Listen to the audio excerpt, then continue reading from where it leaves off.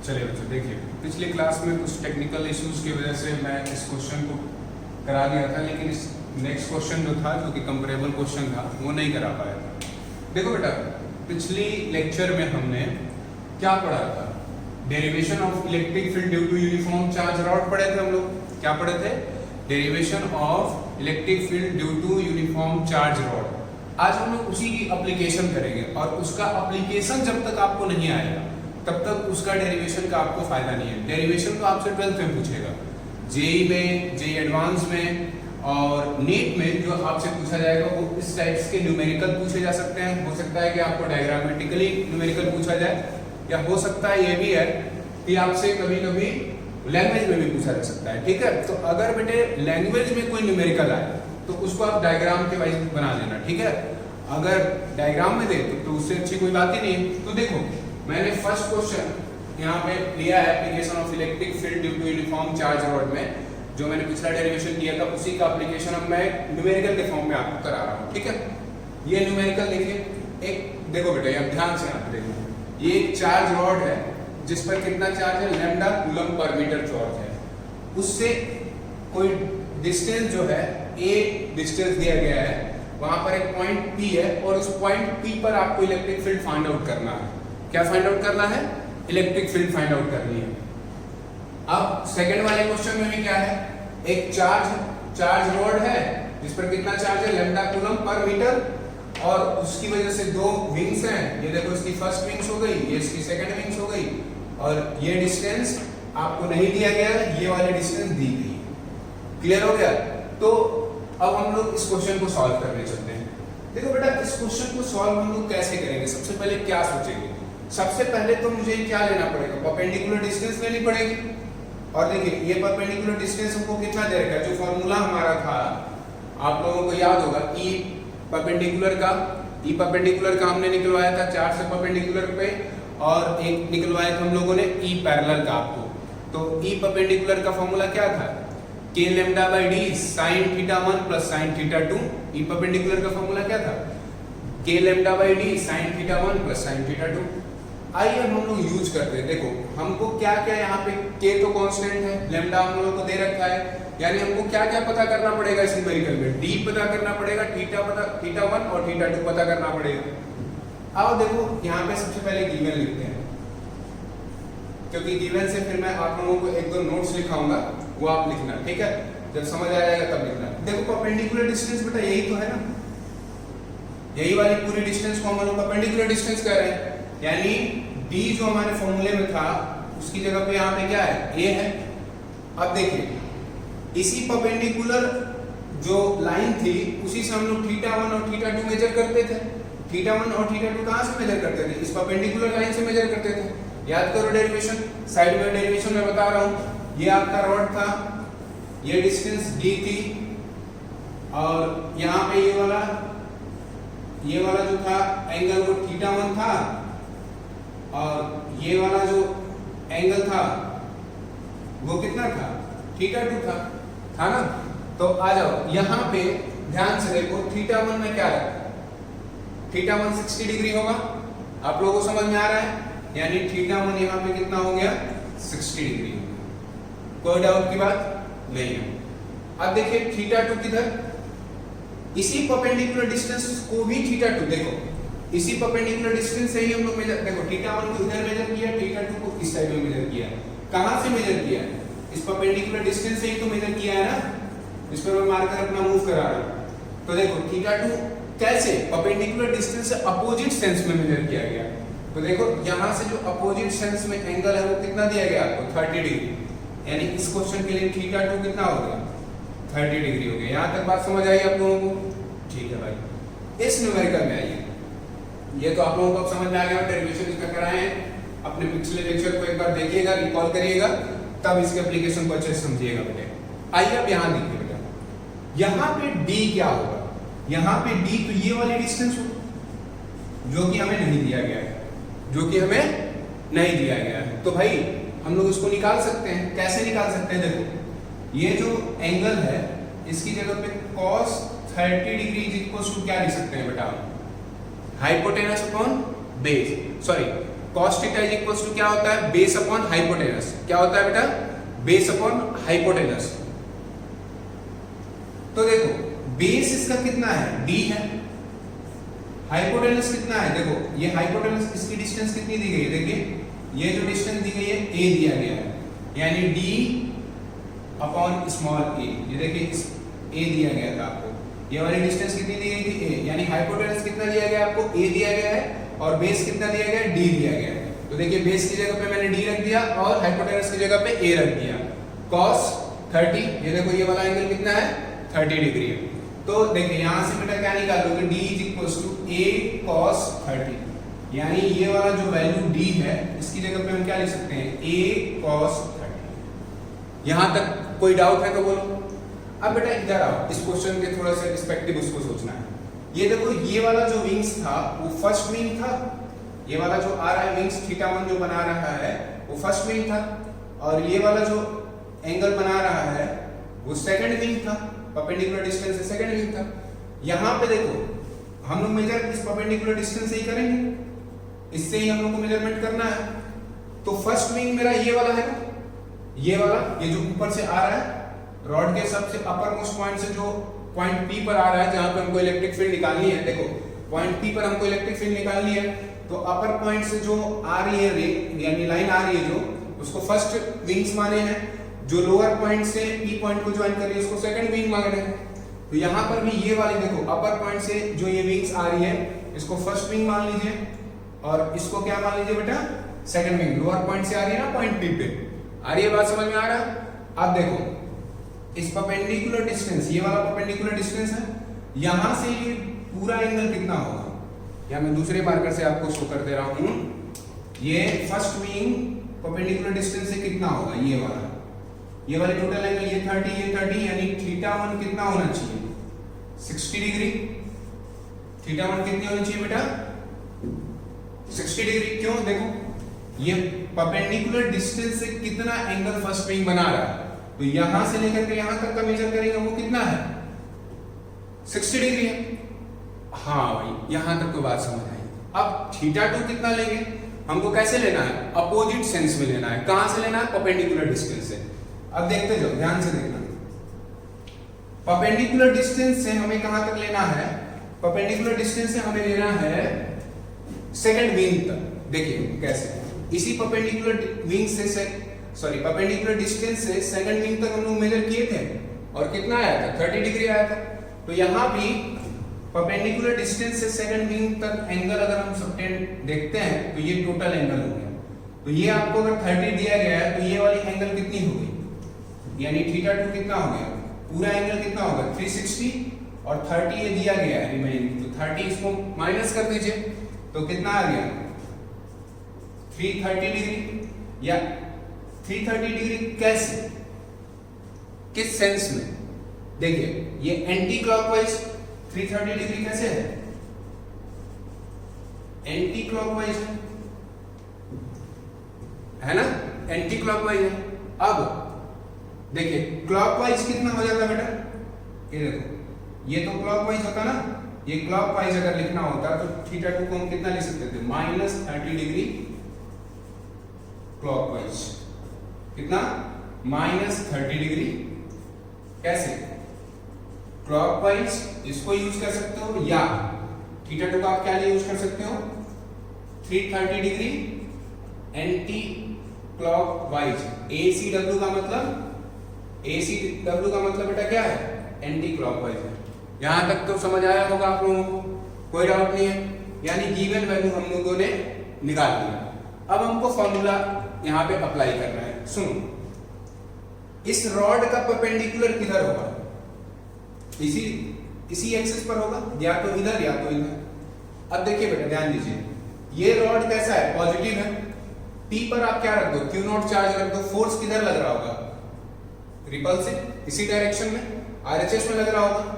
इसका मतलब electric field भी किधर होगी, E परपेंडिकुलर RHS में होगी। इतनी बात समझ आई। अब देखिए अगर यहां तक समझ आया तो पहले इसको अप्लाई करते हैं, ठीक है, अप्लाई करके आपको दिखाते हैं। E परपेंडिकुलर की यहाँ पे वैल्यू निकालते हैं बेटे। यहाँ देखिए E perpendicular is equal to क्या होता है, आप लोगों को पता है, k lambda by D, formula देख लीजिएगा, पिछले लेक्चर में मैंने बताया था, के lambda by D sign theta 1 plus sine theta 2। कोई दिक्कत, कोई डाउट नहीं है? अब आ जाओ, देखो साइन, इसको अप्लाई करो बेटा, ई परपेंडिकुलर, के लैम्डा तो एज यूजुअल रख दो, के कांस्टेंट है, लैम्डा दिया गया है, डी की वैल्यू यहां पे क्या है, ए है, ए पुट कीजिए, साइन थीटा 1, साइन थीटा 1 की जगह पे क्या पुट करेंगे आप, 60 डिग्री, प्लस साइन थीटा 2 की जगह पे कितना पुट करेंगे, 30 डिग्री, डायरेक्ट वैल्यू पुट कीजिएगा, ठीक है। आइए, तो के लैम्डा बाई ए साइन 60 की वैल्यू आप लोगों को याद होगा कितना होता है बेटा, √3/2 प्लस साइन 30 की वैल्यू कितनी होती है, 1/2, यानी यहां से अगर मैं इधर देखता हूं तो ई परपेंडिकुलर की वैल्यू कितनी आएगी, के लैम्डा बाई ए, एलसीएम अगर आप 2 ले लेते हो तो √3 + 1, this is your first answer, this is your first answer. अब आ जाइए बेटा, ई पैरेलल, पहले तो यहां तक नोट कर लीजिए, ई परपेंडिकुलर का ये समझ में आ गया होगा। देखो कुछ नहीं है, फॉर्मूला हमने ये डेरिवेशन आपको कराया था, इसके बाद हमने क्या किया, इन गिवन वैल्यूज को इस फॉर्मूले में पुट कर दिया, हमारा आंसर आ गया है, समझ आई बात। अब इसके बाद हम लोग क्या निकालेंगे, ई पैरेलल की निकालेंगे, तो पहले इसको नोट डाउन कर लो आप लोग, हम फिर ई पैरेलल निकाल करके दिखा देते हैं। चलो नोट डाउन कर लिया होगा आप लोगों ने, तो देखिए ई पैरेलल की वैल्यू कितनी आती है जरा समझिए। यहाँ पे ई पैरेलल के लिए फॉर्मूला क्या था, के lambda by d cos theta 2 minus cos theta 1, ये था ना। तो आ जाओ, ई परपेंडिकुलर हमने निकाल लिया, ई पैरेलल अब निकालते हैं हम लोग। हाँ बेटा, ई पैरेलल किधर होगा, ध्यान देना, इसके जो जिधर छोटा एंगल होता है, ट्रिक बता रहा हूं सुनो, जिधर छोटा एंगल होता है उसी डायरेक्शन में ई पैरेलल होता है, यानी इस डायरेक्शन में आपका क्या होगा, ई पैरेलल होगा। तो आ जाइए देखिए, डायरेक्शन हमेशा आप कॉमन सेंस से निकालेंगे, इसकी डायरेक्शन हमेशा कैसे निकालनी है आपको, इलेक्ट्रिक फील्ड की कॉमन सेंस से निकालनी है, या एक छोटा सा ट्रिक भी मैं आपको समझा दूंगा अभी थोड़ी देर में। तो E parallel is equals to क्या होता है, k lambda by d cos theta 2 minus cos theta 1। यहां तक तो कोई दिक्कत नहीं होगा बेटा, यहां तक तो बात समझ में आ रही होगी आप लोगों को। आइए पुट करो वैल्यू फिर से, ई पैरेलल के लैम्डा एज यूजुअल पुट करो, डी की जगह पे क्या पुट करना अपने को, ए cos थीटा 2, cos थीटा 2 अपने पास कितना है बेटा, 30 डिग्री है, थीटा 2 कितना है 30 डिग्री, इसलिए cos theta 2 30 degree minus cos theta 1 60 degree. कोई डाउट यहां तक, कोई डाउट नहीं होगा। आइए इसको सॉल्व करते हैं। तो E parallel is equals to क्या आएगा, के लैम्डा बाई ए cos 30 की वैल्यू जरा बताइए बेटा, cos 30 की वैल्यू कितनी होती है, √3/2 माइनस cos 60 की वैल्यू क्या होती है, 1/2, मालूम है। इसके बाद यहां से आंसर देखेंगे, तो E parallel is equals to क्या आ गया, के लैम्डा बाई ए, एलसीएम ले लेंगे 2, तो √3 minus 1, this is your E parallel का आंसर। ये रहा ई पैरेलल का आंसर आया समझ में। देखो मैं इस न्यूमेरिकल को इसलिए करा रहा हूं ताकि आप एप्लीकेशन सीख जाएं, इसका कैसे एप्लीकेशन करते हैं। ये तो नॉर्मल आप लोग एप्लीकेशन सीखे होंगे, ये तो कर लोगे आराम से, लेकिन इस टाइप के जब न्यूमेरिकल्स आपके पास आएंगे तो आप कंफ्यूज होगे। इस टाइप के न्यूमेरिकल को अच्छे से, बहुत अच्छे से, प्यार से समझना है, ठीक है। यहां तक तो आपको बात समझ आ गई होगी बेटा, कोई डाउट नहीं होगा। चलो ठीक है, यहां तक अगर बात समझ आ गई है तो अब हम लोग आते हैं इस न्यूमेरिकल के ऊपर, ठीक है। देखो इसको मिटा ले रहा हूं, इस न्यूमेरिकल को अच्छे से ध्यान से देखना, क्योंकि इस टाइप के न्यूमेरिकल आपको कंफ्यूज करते हैं, ठीक है। ध्यान से समझिएगा। यहां पे सबसे पहले ध्यान ये देना है कि आपको डी नहीं दिया गया था, ये दिया गया था ए, यानी एक विंग की जो सेकंड वाली विंग थी उसकी वैल्यू ए दे दी गई थी। तो आप सबसे पहले उसी के हेल्प से और थीटा के हेल्प से डी की वैल्यू निकालोगे। जो कि हमारे पास क्या दिया है, a cos 30 दे दिया गया है। यहां तक बात समझ आया बेटा? इसके बाद थीटा वन कहां से मेजर करोगे? सबसे पहली बात तो परपेंडिकुलर डिस्टेंस से बीम फर्स्ट के लिए जो एंगल सबटेंड हो रही होगी उसे बोलते हैं थीटा 1, और थीटा 2 क्या होगा? फिर से अपोजिट सेंस में। कहां से अपोजिट सेंस में? परपेंडिकुलर डिस्टेंस जिधर से तुम थीटा फर्स्ट लिए हो उसके अपोजिट सेंस में लेना है। कहां से? परपेंडिकुलर डिस्टेंस से। तो परपेंडिकुलर डिस्टेंस तुम्हारा ये है, अब इससे अपोजिट सेंस यानी उल्टा चलना है। कहां तक? सेकंड विंग तक। तो यही वाली देखो, ध्यान से देखो, कंफ्यूज मत होना है। देखिए इससे अपोजिट, ये वाला मेरा परपेंडिकुलर डिस्टेंस था ना ये, अब इससे अपोजिट आपको चलना है। तो इससे अपोजिट चलना है, इसका मतलब यही वाला तो हुआ। कहां तक? विंग 2 तक। तो पूरी एंगल कितनी हो जाएगी? पूरी एंगल 330 डिग्री हो जाएगी। क्यों? क्योंकि एक पॉइंट पर पूरा एंगल सबटेंड कितना होता है? 360 होता है, बट इसने 30 डिग्री दे रखा है, तो 360 माइनस 30 किया तो 330 आ गया। कैसे आ गया? Anti clockwise. अगर क्लॉकवाइज लिखेंगे तो -30 क्लॉकवाइज लिख देंगे, ये तो आपको पता है। तो वैसे ही ई पैरेलल देखिए, इसका भी देखो बेटा। अब ई पैरेलल इसका किधर होगा? ध्यान से देखो, ई पैरेलल इसका भी इसी डायरेक्शन में होगा। क्यों? क्योंकि ये रॉड क्या है? आपकी पॉजिटिव चार्ज है, यहाँ पे Q0 रखोगे फोर्स रिपल्सिव, तो इसी डायरेक्शन में आ जाएगा ई पैरेलल। आया कि नहीं आएगा? समझ आ रहा है? अब ई पैरेलल के बाद आपका क्या आ जाएगा? सॉरी, ई परपेंडिकुलर के बाद देखिए, ई परपेंडिकुलर क्या होगा? फिर से मैं बता रहा हूं, ध्यान दीजिएगा। ये डायरेक्शन को कॉमन सेंस से निकालना है हमेशा।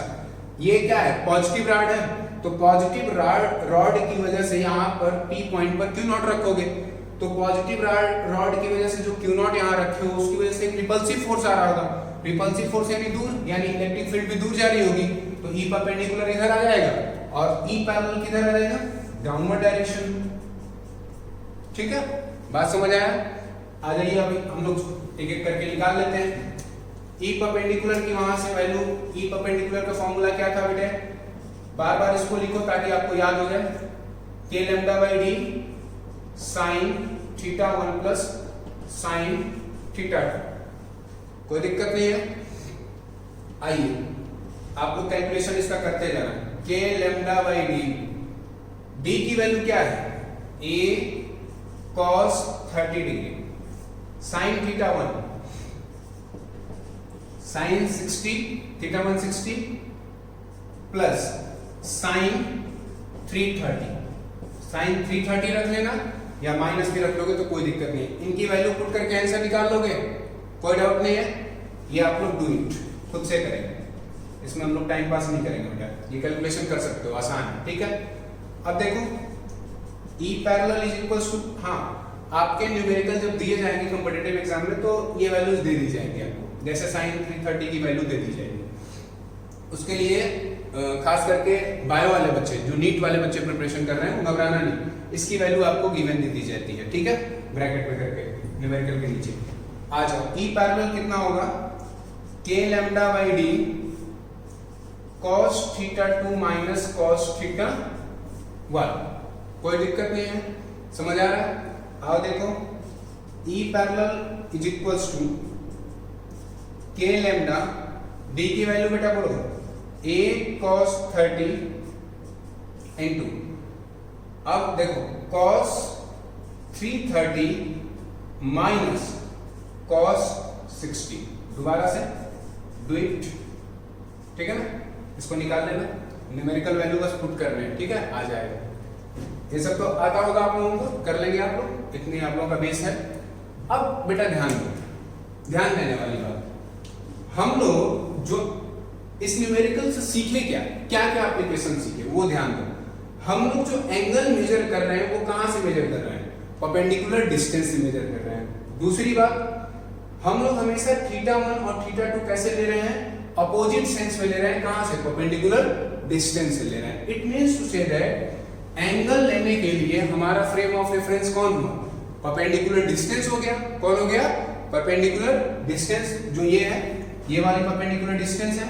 ठीक है, और दूसरी बात कि यहां पे जो हमारा अगर परपेंडिकुलर डिस्टेंस नहीं दिया जाता है तो d की जगह पे हमको परपेंडिकुलर डिस्टेंस ही लेना है, क्योंकि आप अपने जो प्रूफ कराया गया था उसमें देख लेना। डी हम लोग परपेंडिकुलर डिस्टेंस के ही फ्रेम में सब कुछ किए थे। तो आपको अगर नहीं दिया गया, अगर कोई विंग्स दी गई है या कोई साइड दिया गया है और कुछ थीटा दिया गया, तो उसके हेल्प से परपेंडिकुलर डिस्टेंस निकालोगे, ठीक है। तो ये आप न्यूमेरिकल कर लेना। अब इसके ऊपर मैं 2-3 नोट्स लिखाता हूँ एप्लीकेशन में, वो लिखना। इस न्यूमेरिकल को मैंने इसीलिए पहले करा दिया है ताकि ये जो नोट्स मैं लिखा रहा हूँ वो आपको अच्छे से समझ में आए, ठीक है। वो समझ में अब आएगा। देखो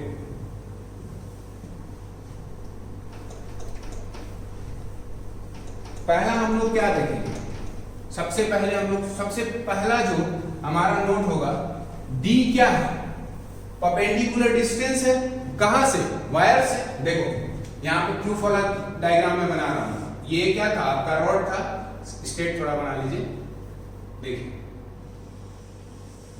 ये क्या था, रॉड था जिसके ऊपर कितना चार्ज था, लैम्डा कूलम पर मीटर।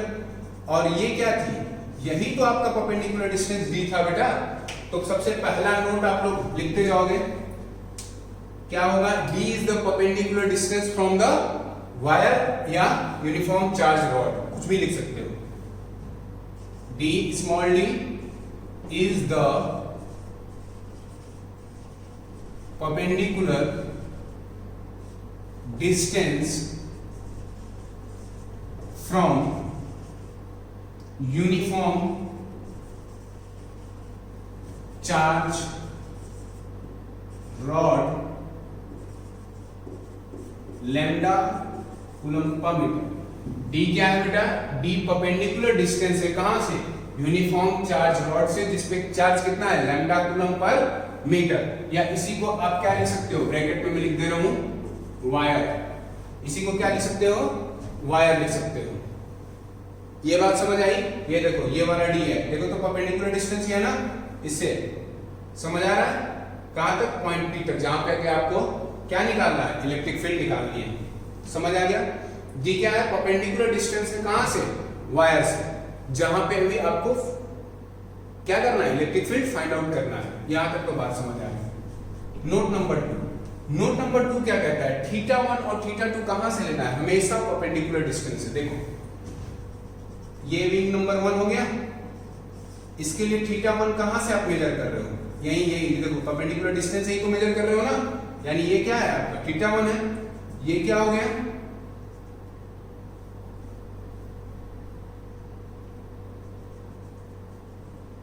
देखो ये विंग नंबर 2 हो गया, यानी उसकी साइड सेकंड हो गई।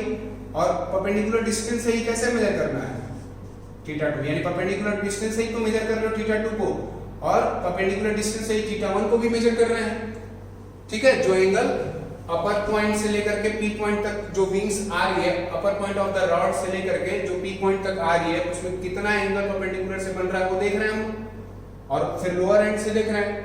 समझ आ रहा है, यानी theta 1 theta 2 should be taken from the perpendicular distance from the uniform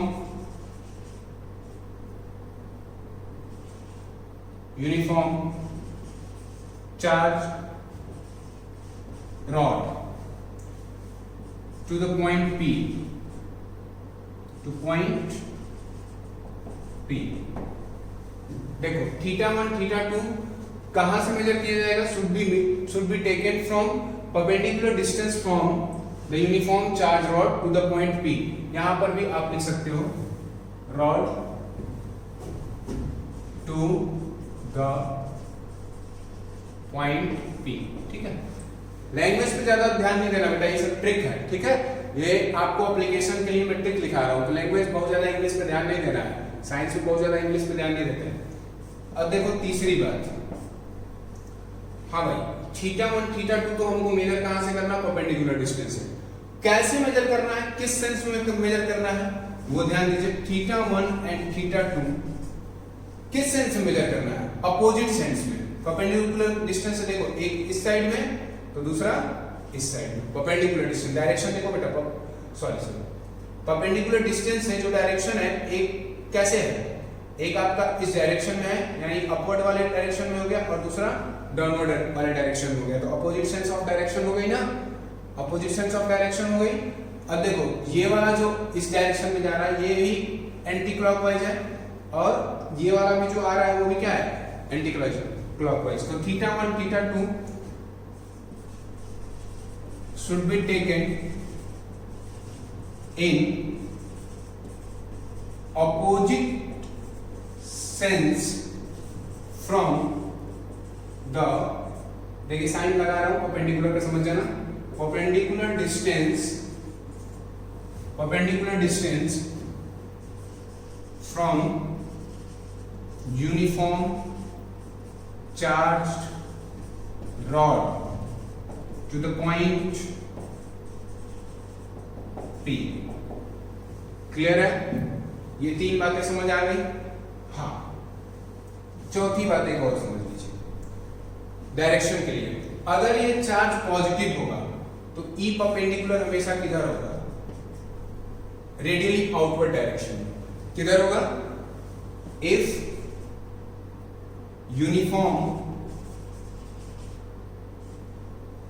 uniform charge rod is positive, then E perpendicular is radially outward and vice versa।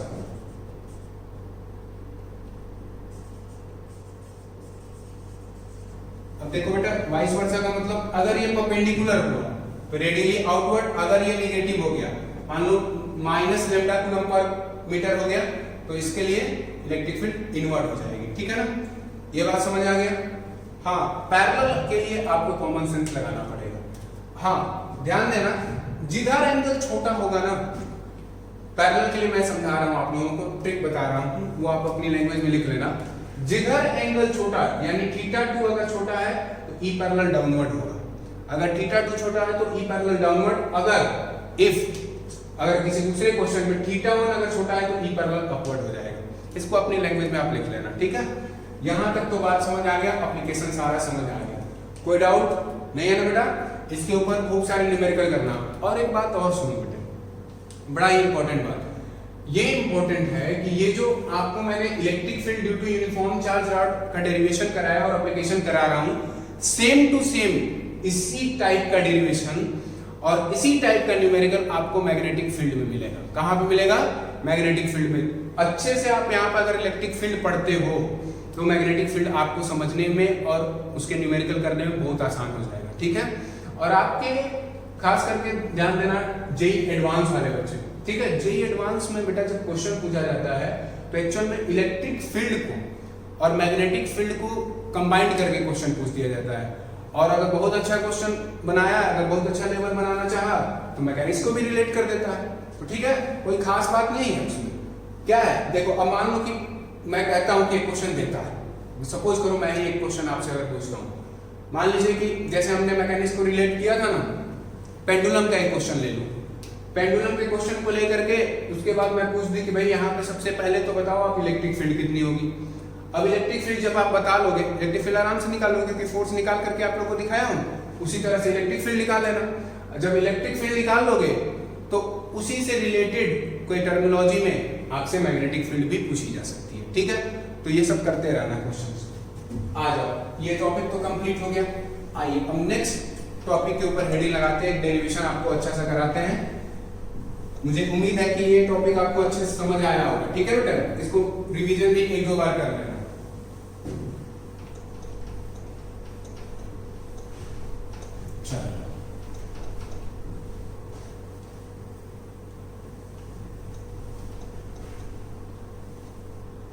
हाँ, नेक्स्ट हेडिंग लगाइएगा, electric field due to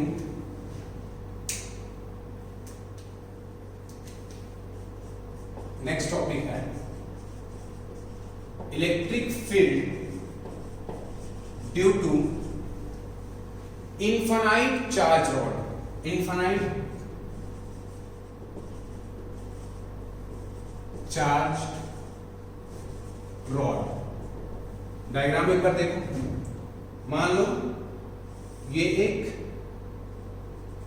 infinite charge rod है और यहां से P point ये है और इसकी डिस्टेंस आपको कितनी दी गई है, D दिया गया है।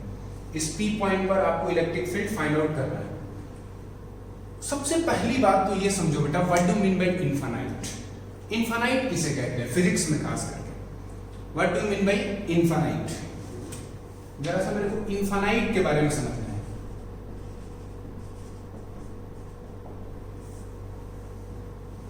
ठीक है, इनफाइनाइट क्या होती है? एक्चुअल में फिजिक्स में इनफाइनाइट का मतलब होता है it is a relative term with respect to one quantity to another quantity. जैसे मैं इस रॉड को लेता हूं, ठीक है, इस रॉड की मैं कहता हूं कि सपोज कीजिए कि 2 सेंटीमीटर लेंथ है। अगर मैं एक परपेंडिकुलर डिस्टेंस लूं, जस्ट यहां पे लूं, मिड पॉइंट से लूं और ये डिस्टेंस बोलूं कि 0.001 mm इसकी परपेंडिकुलर डिस्टेंस है, तो उस परपेंडिकुलर डिस्टेंस से ये वाला पॉइंट और ये वाला पॉइंट क्या इनफाइनाइट हो जाएगा? होगा कि नहीं होगा? हाँ, हो जाएगा। अगर एक क्वांटिटी, मान लो कि तुमको एक कोई क्वांटिटी दी गई है, उसके रिस्पेक्ट में अनदर क्वांटिटी बहुत बड़ी है तो उसे इनफाइनाइट। जैसे हमारे हाथ के लिए, मान लो ये मेरा पाम है, अब इस पाम के लिए मैं बोल दूं कि बिल्कुल जो मेरे पाम से बिल्कुल नजदीक वाला पॉइंट है, उसके लिए मेरा अपर पॉइंट ऑफ हैंड और लोअर पॉइंट ऑफ हैंड क्या हो जाएगा? इनफाइनाइट हो जाएगा। तो इनफाइनाइट क्या है, मैं यहाँ पे डिफाइन कर दे रहा हूं। इनफाइनाइट कुछ नहीं है, infinite is a relative term. Infinite is a relative term to one quantity with respect to another big quantity. इसको लिख लेना, infinite is a relative term to one small quantity with respect to another big quantity. अगर एक quantity के respect में दूसरी quantity क्या हो जाए, बहुत ही छोटी हो जाए, उसके लिए हम लोग क्या लेंगे? फर्स्ट क्वांटिटी को फर्स्ट क्वांटिटी के रिस्पेक्ट में सेकंड को क्या मान लेंगे? इनफाइनाइट मान लेंगे। इनफाइनाइट, फिर से ध्यान दीजिएगा, इनफाइनाइट कुछ नहीं है, इनफाइनाइट एक रिलेटिव टर्म है। क्या है बेटा? रिलेटिव टर्म है। किसके लिए रिलेटिव टर्म है? स्मॉल क्वांटिटी के रिस्पेक्ट में बिग क्वांटिटी के लिए रिलेटिव टर्म है। अब मान लो कि बेटा आप ध्यान दीजिए, इनफाइनाइट करने का मतलब ये नहीं है कि भाई हजारों किलोमीटर लंबा वायर लिया, ऐसा कुछ नहीं। मान लो आपने कितना ले लिया, 10 मीटर का वायर लिया, 10 मीटर में बोल दिया गया कि 1 मीटर पर क्या निकाला, 1 मीटर परपेंडिकुलर डिस्टेंस पे आप इसकी इलेक्ट्रिक फील्ड निकालिए। तो 10 मीटर के रिस्पेक्ट में 1 सेंटीमीटर क्या है? अगर बोला जाए कि परपेंडिकुलर डिस्टेंस कितना दिया गया, 1 सेंटीमीटर दिया गया है और वायर की लेंथ कितनी दी गई है? 10 मीटर दी गई है। तो 10 मीटर के रिस्पेक्ट में 1 सेंटीमीटर बहुत ही छोटा हो गया ना, तो उसके लिए हम क्या कह देंगे? 1 सेंटीमीटर के लिए 10 सेंटीमीटर क्या हो जाएगी? इनफाइनाइट लेंथ हो जाएगा। अब सुनो ध्यान से, इनफाइनाइट लेंथ के लिए जो यहां से थीटा सबटेंड होगा, एक मिनट बेटा यहां पे ध्यान देना, इनफाइनाइट के लिए ये वाली छोटी वैल्यू लेनी पड़ेगी हमें, थोड़ा छोटा ले लो इसमें ताकि आपको फील हो, समझ आए बात। मान लीजिए कि बिल्कुल यहां तक ही है, ये आपका डी डिस्टेंस दिया गया है, ठीक है। तो अब जो हम लोग यहां से साइड लेंगे, यहां एंगल ध्यान रखना, इनफाइनाइट के लिए बेटा हमेशा एंगल ध्यान रखना, θ1 कितना आ जाएगा? 90 डिग्री आ जाएगा। दूसरी साइड भी इनफाइनाइट है, वो भी कितना हो जाएगा? θ2 90 हो जाएगा। ऑलवेज याद रखिएगा, इनफाइनाइट चार्ज रॉड कभी भी दे दिया जाए आपको, तो θ1 और θ2 को आप क्या करोगे? आंख मूंद कर 90 रखना। आपको क्या करोगे? 90 रखोगे। यहां से अब क्या करेंगे हम लोग, और डी डिस्टेंस कितना दिया गया है, सपोज कर लो डी दिया गया है, ठीक है, छोटी सी डिस्टेंस है। तो यहां से इलेक्ट्रिक फील्ड ई परपेंडिकुलर कितना आएगा बेटा? देखिए ध्यान दीजिए, k λ/d sin θ1 plus sin θ2। कोई डाउट नहीं है? आइए देखिए, E perpendicular is equal to क्या हो जाएगा k lambda by d sin theta 1 यानी sin 90 प्लस sin 90 इधर लिख रहे हैं हम। देखो अब E परपेंडिकुलर को कैलकुलेट कर लीजिए, क्या आ गया k lambda by d sin 90 की वैल्यू कितनी होती है बेटा 1, तो 1 प्लस 1 कितना आया E perpendicular is equal to k lambda by d into 2, और इसी को अच्छे से लिख लेंगे तो E perpendicular is equal to k lambda 2k lambda by d, और ये एक स्टैंडर्ड फॉर्मूला है, ये डायरेक्ट न्यूमेरिकल में यूज होगा। जब कभी भी electric field due to infinite rod दे दिया जाए, क्या दे रहे हैं electric field due to infinite charge rod दे दिया जाए, तो उसका E परपेंडिकुलर कितना आएगा 2k लैम्डा बाई डी, ये आपको याद होना चाहिए। न्यूमेरिकल्स में डायरेक्ट इसको यूज करेंगे, इतना ज्यादा प्रूफ करके नहीं दिखाएंगे, फर्स्ट टाइम आप लोग देख रहे हो इसलिए दिखाया जा रहा है। अब देखिए E पैरेलल कितना हो जाएगा, यहीं से देख लो कैलकुलेट करते चलते हैं हम, k lambda by d cos theta 2 minus cos theta 1, कोई दिक्कत नहीं है। आइए देखें E parallel is equal to k lambda by d cos 90 minus cos 90। आइए cos 90 की वैल्यू कितनी होती है,